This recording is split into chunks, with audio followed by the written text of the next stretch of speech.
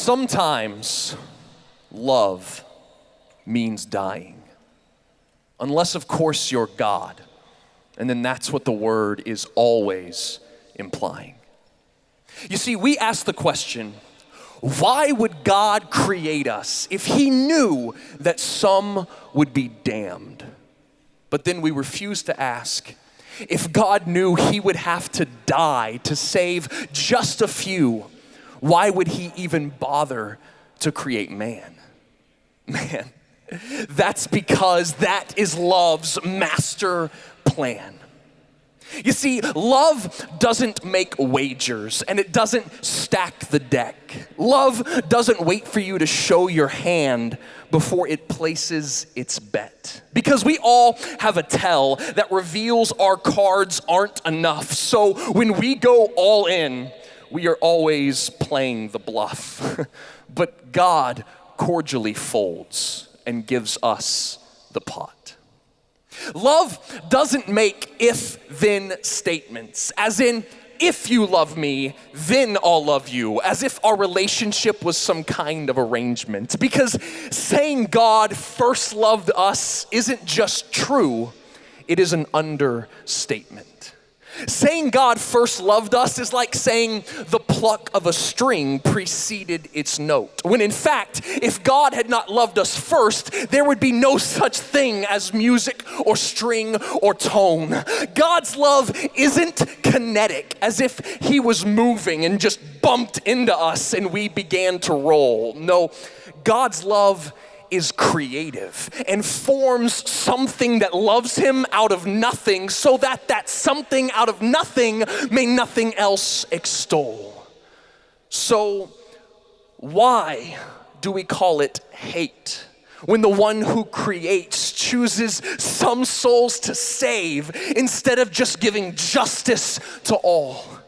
I think it's a case of misunderstood grace that thinks even one of us deserves to be called. For we all have fallen short and have earned our place in the only court that is fully just to proclaim just one sentence: guilty, condemned beyond all possibility of penance. But I want you to imagine if the judge let off just one who was just as guilty as everyone else, and this one wicked person got to enter heaven while the rest of us were sentenced to hell. Well, that wouldn't be grace. And that wouldn't be justice. For anyone who would leave even one sin unpunished could not be considered God Almighty, the holy holder of justice, because pardoning a guilty criminal in court is not considered loving or kind. It's considered madness.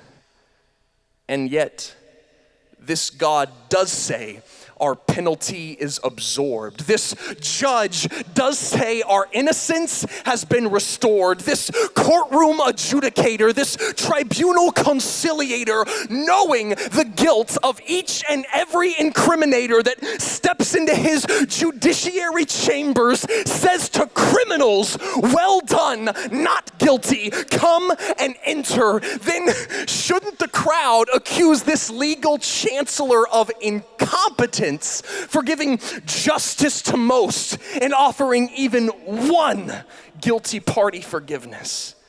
I mean, don't we hold our earthly judges to higher standards than this? Think about it. If a convicted murderer who was not only guilty of atrocities but confessed them was then pardoned by a judge, would we not call that corruption? Then why are we offended when justice is uplifted, but we're not when unearned pardon is extended? You see, hell's not the scandal, grace is. Sin's not the vandal, grace is. Evil's not offensive, grace is. Punishment's not outrageous, grace is.